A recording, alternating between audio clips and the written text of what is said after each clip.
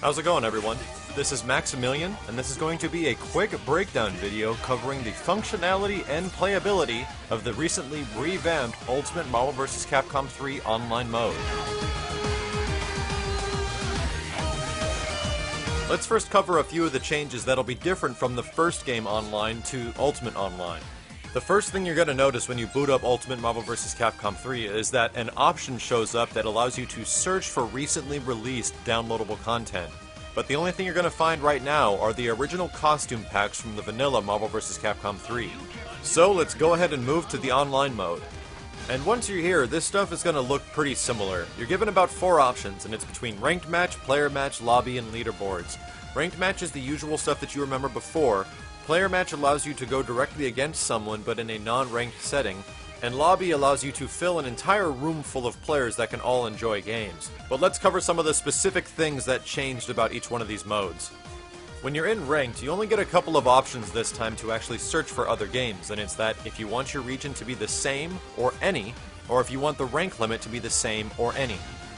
But the better part about Ranked now is that before the game starts, it puts you into a sub-lobby with your opponent where you can see his connection, and you can view the status if they're the host or not. So if you see a really bad connection, you definitely don't want to play that game, and then you have the option to ready up after that. So if you see things aren't going to go very well, you do not have to play it in this one. The matchmaking and frequency of finding games also feels a lot smoother, and getting you into the next ranked game is a lot better than the original Marvel vs. Capcom 3.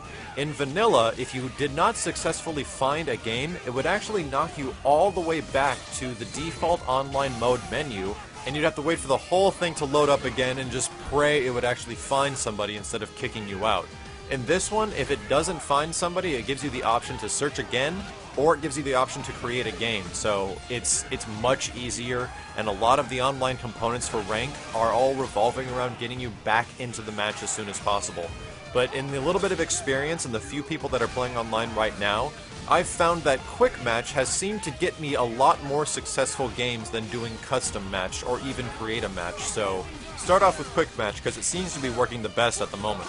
Private matches are also very similar to that of vanilla in that they mimic what Ranked does, but they allow you to get into a game with a person where Ranked doesn't matter and it doesn't count the points.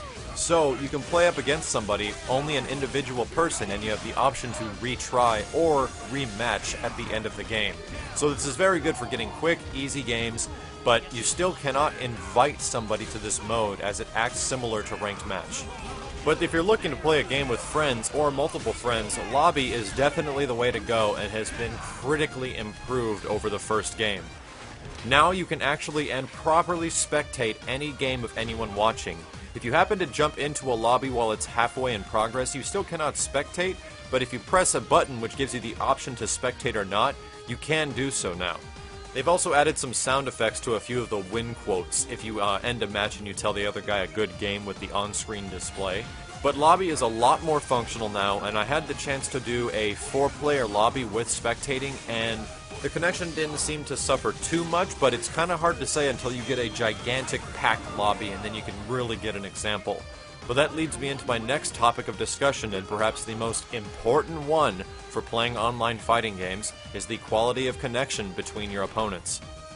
So I've had the chance to go up against a variety of opponents, some that are on the East Coast, some that are on the West Coast next to me, some in Northern California, some in Texas, and I'm very happy to say that the online connectivity in Ultimate Marvel vs. Capcom 3 is now probably just as good as like Super Street Fighter 4 or Arcade Edition Online's netcode. It's not perfect by any means, but the quality of the connection is a lot better, and the game seems to handle lag very well. I don't see myself dropping combos too much unless it was just me buggering an input, but even if there's a little bit of delay when you're playing a game, someone like Coast to Coast for example, you'll notice that delay, but what you'll notice is that you're not going to be losing extremely hard inputs because of the delay, like the original vanilla Marvel vs. Capcom 3. It's kind of hard to describe, but a lot of people that played Marvel 3 online would know what I mean, but pulling off your combos, even from distance connections, is now actually possible, and it feels really good. But it feels even better if you're matched up with local players. I had the chance to go to like 10 games with Hans, who runs I Play Winner and is up in Northern California, and it felt absolutely buttery smooth. Like, it was kind of surprising how great it felt. And I haven't had the chance to play anyone extremely local in California, but I would assume that it's really good as well.